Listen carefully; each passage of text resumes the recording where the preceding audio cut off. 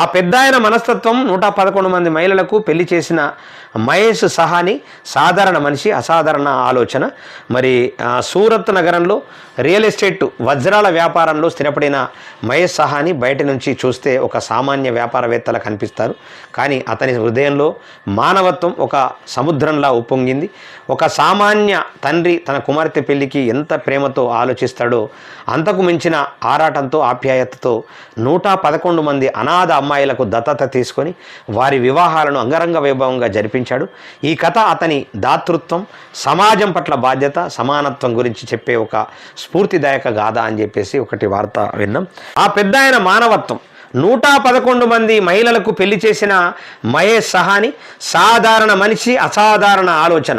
సూరత్ నగరంలో real estate వజ్రాల వ్యాపారంలో స్థిరపడిన మహేష్ సహాని బయట నుంచి చూస్తే ఒక సామాన్య వ్యాపారవేత్తలా కనిపిస్తాడు. కానీ అతని హృదయంలో మానవత్వం ఒక సముద్రంలో ఉప్పొంగింది.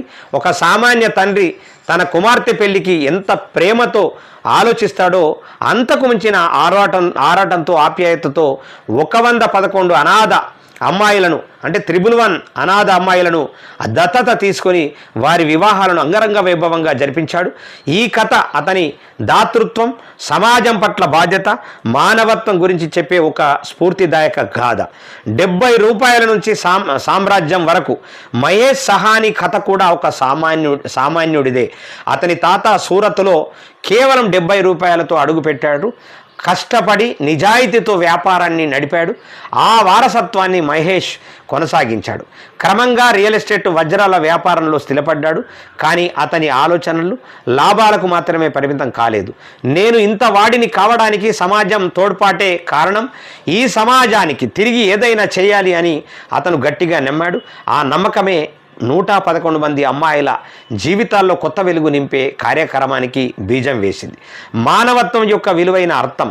మరి మహేష్ సహాని చేసిన ఈ కార్యం కేవలం ఆర్థిక సహాయం గురించి కాదు. ఇది మానవత్వం యొక్క గొప్ప సందేశం.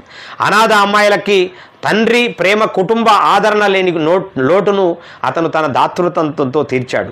నా కుమార్తెలు సంతోషంగా, గౌరవంగా జీవించాలి అని అతను చెప్పిన మాటలు అతని హృదయ విశాలతను చాటుతాయి. వివిధ మతాలు, కులాల నుంచి వచ్చిన అమ్మాయిలను ఒకే కుటుంబంలా చూసుకోవడం అతని సమాజం పట్ల ఐక్యత దృష్టిని చూపిస్తోంది. సమాజానికి స్ఫూర్తి. మహేష్ సహాని తన విజయాన్ని సమాజానికి అంకితం చేశాడు. సమాజం నన్ను ఇంతవాడిని చేసింది, నేను సమాజానికి తిరిగి ఏదో ఒక విధంగా సాయం చేయాలన్న అతని మాటలు ఒక సామాన్య మనిషిని దేవుడిగా మార్చిన ఆలోచన విధానాన్ని చూపిస్తాయి అనేటటువంటిది ఒక వార్త మనం వింటున్నాం. గ్రేట్ ఇది. 111 మంది కుమార్తెల పెళ్లిళ్ళు మానవత్వం ఉత్సవం. మహేష్ సహాని తన సొంత కుమార్తె పెళ్లికి ఎలాంటి ఆనందం, ఆలోచనలతో ఏర్పాట్లు చేస్తాడో అంతకు మించి శ్రద్ధతో 111 మంది అనాథ అమ్మాయిలను కుమార్తెలుగా దత్తత తీసుకున్నాడు. ఈ అమ్మాయిలు హిందువులు, ముస్లింలు, వివిధ కులాలు, మతాలకు చెందినవారు. మహేష్కు మతం, కులం అడ్డంకులు కాలేదు. అతని లక్ష్యం ఒకటే, ఈ అమ్మాయిల జీవితాల్లో సంతోషం, గౌరవం నింపడం. ప్రతి అమ్మాయి వివాహం ఒక ఉత్సవంలా జరిగింది. బంగారు, వెండి ఆభరణాలు, ఫర్నిచర్, ఇంటి సామాగ్రి మొత్తం 4.5 లక్షల రూపాయల విలువైన బహుమతులను ప్రతి జంటకు అందించాడు. కొత్త జీవితంలో అడుగుపెట్టే ఈ కుమార్తెలు ఎలాంటి ఇబ్బంది పడకుండా గౌరవంగా జీవించేందుకు అన్ని ఏర్పాట్లు చేశాడు. పెళ్లి కానుకలు ఇవ్వడం ఒకటే కాదు, ప్రతి అమ్మాయిని తన కుటుంబ సభ్యురాలిగా భావించి వారి ఆనందాన్ని తన ఆనందంగా భావించాడు అనేటటువంటిది ఒక వార్త. మనకు మన గాదే ఇన్నన్న కూడా అదే పని చేస్తున్నాడు కదా. గాదే ఇన్నన్న కూడా బ్రహ్మాండంగా చేస్తున్నాడు. వాస్తవానికి గాదే ఇన్నన్న కూడా చాలా గొప్ప విషయం. చాలా పిల్లలు ఉన్నారు, చాలా ఇక డాడీ అంటారు, ఎంతో ఆనందంగా ఉంటాడు ఆయన. వాస్తవానికి గాదే ఇన్నన్న కూడా చాలా గొప్ప అది